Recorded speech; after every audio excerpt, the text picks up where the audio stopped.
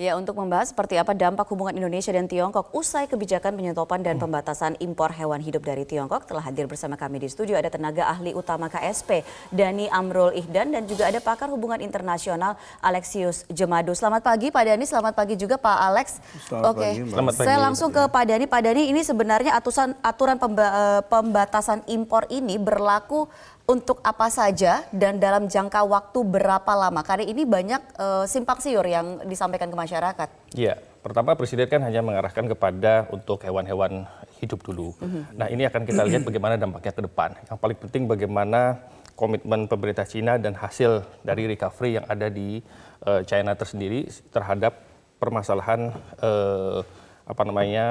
virus corona ini.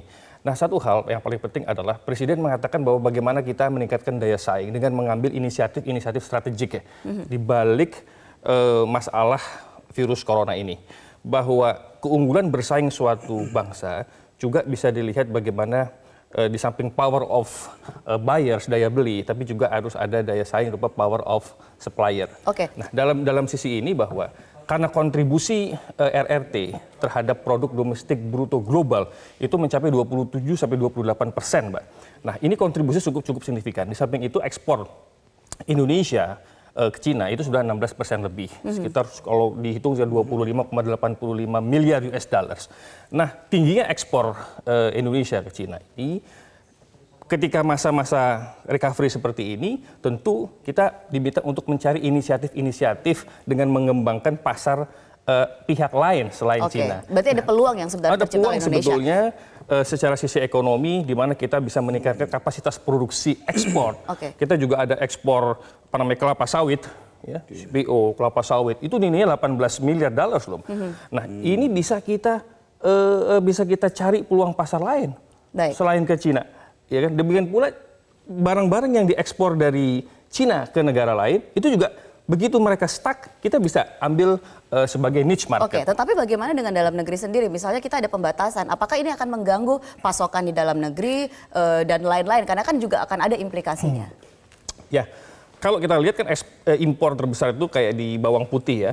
Kalau bawang putih itu sekitar 530 juta US dollars, sekitar 7% dari total impor kita. Ya, dan kalau bawang putih itu saya kira hanya transisi aja sementara waktu. Kita lihat hanya ada waktu sampai dengan pertengahan tahun ini, kuartal pertama lalu kuartal kedua. Kita lihat kan Cina itu dikenal dengan ekonomi yang quantum leap, kan? Program-program quantum leap-nya dengan infrastruktur yang quantum leap-nya. Kita lihat rumah sakit juga bisa dibangun 9 hari. Itu sebagai contoh bagaimana Cina membuat banyak breakthrough dari sisi ekonomi dan pertumbuhan infrastruktur. Nah, kembali ke pertanyaan saya tadi, mengganggu nggak dalam negeri? Kita lihat kalau saya lihatnya hanya kalau secara sisi ekonomi jangka pendek ini memang mengganggu sedikit banyaknya ekosistem. Karena bicara kita power of demand and power of supply. Nah, bawang tadi kan adalah hewan hidup seperti itu yang dibatasi impornya. Nah, bagaimana dengan bawang putih? Karena kalau kita lihat bawang putih ini kan juga kita banyak mengimpor dari Cina, dan akhir-akhir ini juga harga di pasaran Indonesia juga ini cukup naik cukup drastis seperti itu. Ya. Nah, ini yang saya sebut tadi sebagai produk-produk substitusi yang mesti kita tingkatkan. Nah, oleh karena itu saya melihatnya dalam 6 bulan ke depan setelah ini recovery semua akan membaik.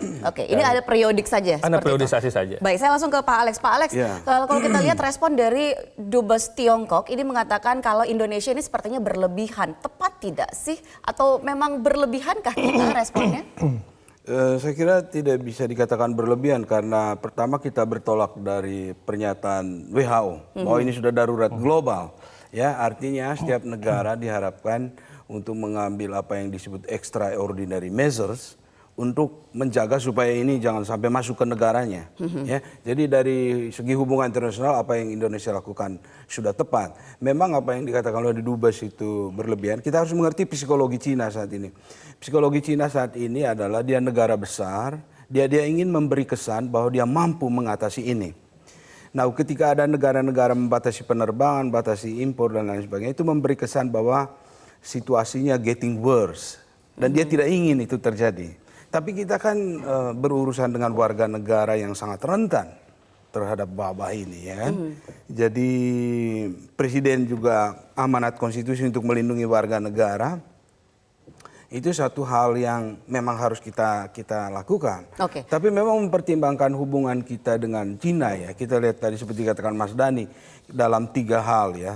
Perdagangan, Iya. sudah itu investasi, sudah itu pembiayaan infrastruktur. Satu lagi, tourism, pariwisata. Jadi hubungan kita dengan Cina sangat intens. Tapi kita harus meyakinkan Cina bahwa ini bukan persoalan sentimental. Kita tidak percaya pada Oke, Cina. tapi tidak bisa juga dipungkiri kita kemarin sempat agak sedikit tensinya agak sedikit memanas loh terkait dengan Natuna. Nah, ini apakah ini kemudian juga akan membawa implikasi lain lagi? Ya, kalau saya lihat tangkap dari pernyataan Dubes Cina, dia katakan, saya garis bawahi dia katakannya, Indonesia akan lebih dirugikan dari apa yang dia lakukan. Itu kayak ada nada ancaman. Iya, ada dia sedikit ada begitu. Tapi saya pikir kita bukan karena kita tidak suka pada Tiongkok dan kita tidak percaya, tapi ini persoalan darurat memang yang kita akan lihat bertahap ke depan. Kalau memang situasinya getting normal, saya pikir kita tidak akan meneruskan kebijakan membatasi hubungan. Karena hubungan kita sudah begitu intensif dengan Cina dan Indonesia juga berkeinginan untuk tetap mempertahankan itu demi kepentingan kita juga. Tapi ini ada situasi yang luar biasa.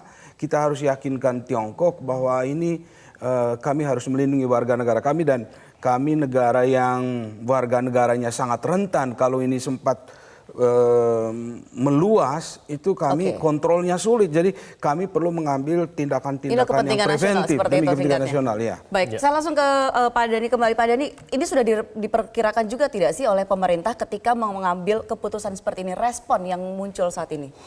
Ya, tentu pemerintah sudah memperhatikan dengan seksama ya dari sisi tentunya keunggulan daya saing Indonesia. Nah, oleh karena itu kalau kita lihat juga dampak daripada hubungan antara Indonesia China ini memang jauh-jauh hari sebelum corona ini masuk di Cina. Itu pertumbuhan ekonomi Cina itu sudah kurang dari 6%, Pak. Artinya sudah terjadi kelambatan pertumbuhan ekonomi Cina. Ditambah lagi masalah corona ini memberikan multiplier efek dari sisi demand and supply tentunya di Cina itu sendiri. Dan itu mengganggu secara jangka pendek ya terhadap ekosistem perekonomian nasional juga. Karena 1% turunnya, 1 digit turunnya ekonomi Cina itu membuat 0,2 sampai 0,3% pertumbuhan ekonomi Indonesia juga otomatis berpengaruh. ada implikasinya juga dong sama investasi mereka di Indonesia. Tentu ada implikasinya, tentu ada perjanjian-perjanjian yang harus direnegosiasikan karena ini menyangkut komitmen jangka panjang di mana mereka human resources banyak yang tidak bisa dioptimalkan pada saat ini membuat beberapa proses bisnis jadi terpending sehingga kita perlu melakukan renegosiasi dalam hal kontrak agreement tentunya. Tapi secara ekosistem jangka panjang, karena tadi saya sampaikan bahwa Cina dikenal dengan ekonomi quantum leap-nya, pertumbuhan yang cukup kuantum, ada banyak breakthrough yang mereka lakukan dengan cepat, maka ini akan bisa di-recovery dalam jangka menengah dan jangka panjang. Oke, seberapa bisa pemerintah kemudian menjamin kalau hal ini di sementara saja tidak ada niat untuk untuk mencederai hubungan antara kedua negara dan ini kedepannya akan kembali normal seperti itu. Jangan sampai kemudian juga pemerintah Tiongkok juga mereka merasakan seperti ditinggal ataupun apa.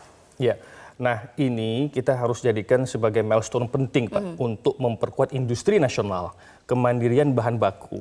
Karena bahan baku kita banyak impor. Banyak impor dari Tiongkok. Nah, termasuk dari Tiongkok itu terbesar juga impor kita. Bahan baku industri farmasi, bahan baku alat-alat berat, industri skala menengah atas, itu juga banyak impor dari Cina. Kita buat milestone master plan roadmap penting untuk membuat kemandirian bahan baku. Memang tidak banyak yang bisa kita lakukan ya secara konkret dan detail.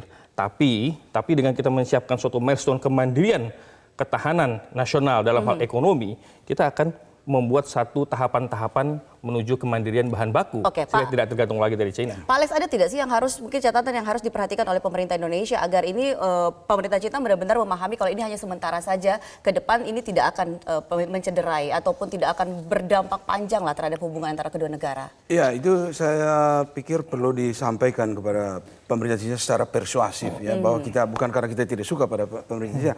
Dan juga saya menggarisbawahi milestone yang dikatakan Mas Dhani tadi. Tapi kalau kita lihat secara objektif, memang siapa yang tidak ingin berdagang dengan Cina saat ini? Siapa yang tidak tertarik dengan sumber investasi, pembiayaan infrastruktur yang begitu besar ya dari Cina? Dan memang Cina sebagai negara yang raksasa di Asia, nomor 1 di Asia ya, itu sedang dilirik oleh semua negara termasuk Indonesia.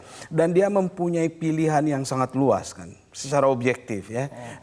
Kalau dibandingkan dengan kita punya pilihan yang terbatas. Tapi itu upaya yang dilakukan pemerintah itu tuh perlu kita dorong dan kita sangat menyambut positif ya kalau ada upaya untuk membuat plan yang jangan hanya bergantung kepada Cina saja. Mungkin itu pelajaran yang harus. Tetapi lagi-lagi itu bahwa harus persuasif, jadi jangan sampai benar-benar seperti menutup pintu ataupun juga tidak ingin tidak ada nanti mencederai lah intinya. Terobosan ekonomi juga diikuti oleh diplomasi politik. Diplomasi politik, oke. Terkait dengan terobosan ekonomi ini waktu kita sudah tidak banyak Pak Dhani, tetapi satu sektor juga yang cukup terpukul selain sektor perdagangan itu adalah soal pariwisata. Nah, apa terobosan yang kemudian bisa dilakukan atau dipikirkan pemerintah untuk mengatasi ini? Kita tahu Tiongkok itu adalah negara nomor 2 yang datang ke sini wisatawan mancanegaranya. Baik, dari tahun 2017, 18, 19 itu jumlah turis dari total jumlah turis kita itu ada 2 juta lebih itu orang dari Tiongkok ya. Nah itu tentu dengan keadaan seperti ini kan pembatasan yang super ketat ini ya pasti itu sektor pariwisata mengalami masalah. Kita juga bisa lihat itu di Bali juga pariwisata juga terganggu ya, di Riau, di Sulawesi Utara, tempat-tempat di mana banyak turis Cina liburan di sana, tourism spotnya dari Cina. Nah ini dalam sebuah frameworknya kata Michael Porter itu Prof kan, itu ada strategi bersaing, ada cost leadership, diferensiasi, speed up dan flexibility. Jadi strategi yang kita harus lakukan adalah cost leadership. Bagaimana kita bisa membuat skala ekonomis dengan menawarkan paket-paket pariwisata yang memberikan nilai ekonomis tinggi, economic value added yang bagus dan memberikan efek domino tidak hanya bagi Indonesia, tapi bagi pariwisata, bagi tourism dari negara-negara lain. Diferensiasi layanan yang bisa kita berikan juga kita bisa membuat paket-paket diferensiasi layanan. Tapi siapa yang punya wisatawan sebanyak Tiongkok ketika kita punya target 18 juta kunjungan untuk tahun 2020 ini? Ya, negara Asia itu kita bisa membuat paket-paket yang memberikan taste Asia, umpamanya. Kemudian juga turis-turis dari Jepang, dari Eropa juga itu kita bisa punya satu paket-paket strategi-strategi diferensiasi untuk mensukseskan masuknya turis-turis dari negara non-China. Oke, jadi intinya pemerintah Indonesia tidak takut akan rusaknya hubungan antara Indonesia dan juga Tiongkok terkait dengan persoalan akhir-akhir ini, dan ekonomi Indonesia benar-benar tidak ikut sakit seperti itu. Presiden aja optimis, masa kita sebagai rakyat tidak optimis. Tapi yang paling penting kita menyiapkan breakthrough, program-program konkret yang speed up dan fleksibel. Nah, karena yang diinginkan oleh dolar adalah speed up dan fleksibel. Baik, kita tunggu seperti apa. Terima kasih Pak Dhani, terima kasih lagi juga Pak Alex sudah hadir bersama kami di Metro Pagi Prime Time.